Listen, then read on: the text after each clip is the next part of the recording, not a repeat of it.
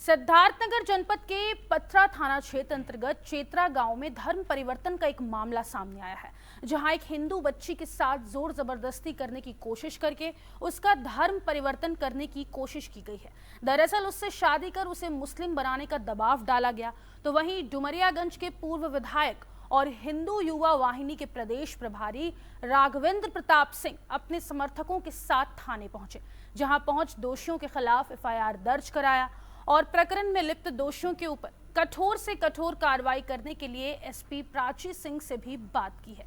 इस दौरान थाना परिसर में हिंदू युवा वाहिनी के कार्यकर्ताओं का जमावड़ा लगा रहा। वहीं पीड़ित लड़की ने पूरी घटना को बताते हुए कहा कि आरोपी ने उसके साथ दुर्व्यवहार किया है, साथ ही धर्म परिवर्तन करके शादी करने के लिए धमकी भी दी है।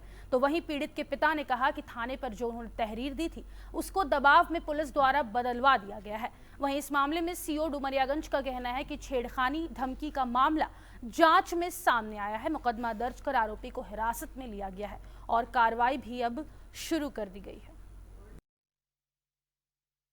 जनपद सिद्धार्थनगर के पथरा थाना अंतर्गत ग्राम चेत्रा में एक 19 वर्षीय युवती जो जानवरों को चारा डालने गई थी के साथ छेड़खानी, धमकी तथा गाली गलौज की घटना कारित हुई है।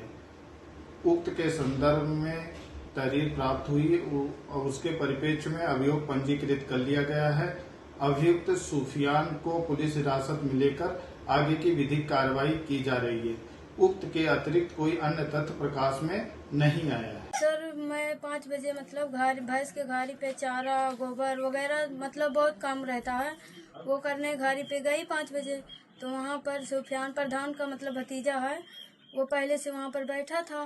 तो जब हमें देखा तो जबरदस्ती हमारा हाथ पकड़कर खींच लिया। खींचने के बाद बोला हमारे साथ धर्म परिवर्तन करके निकाह कर लो, नहीं तो तुम्हें जान से मार दूंगा।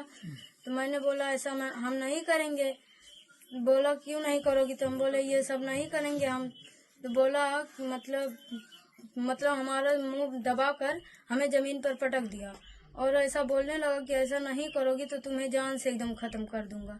हमने चिल्लाने लगा। फिर उसके बाद भाभी हमारी गई पीछे से।